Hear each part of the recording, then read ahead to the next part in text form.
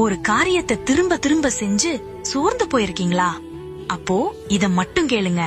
ஒரு பெரிய பாறாங்கல்ல சுத்தியலால உடைக்கிறதா கற்பனை பண்ணிக்கோங்க. 1 2 3ன்னு அடிச்சுக்கிட்டே இருக்கீங்க. 90வது அடியில தான் அந்த கல் 2ஆ உடையுது. அப்போ அந்த கடைசி அடிக்குதான் முழு பவருமா? நிச்சயமா இல்ல. உண்மையான சக்தி அந்த கடைசி அடிக்கு கிடையாது. அதுக்கு முன்னாடி நீங்க அடிச்சீங்களே அந்த 89 அடிகள், அதுலதான் இருக்கு. ஒவ்வொரு அடிக்கும் அந்த கல் கொஞ்சம் கொஞ்சமா பலகீனமாகி அந்த 89 அடியோட மொத்த வலியையும் தாங்க முடியாம தான் 90வது அடியில அது உடையுது. நம்ம வாழ்க்கையும் இது மாதிரிதான்.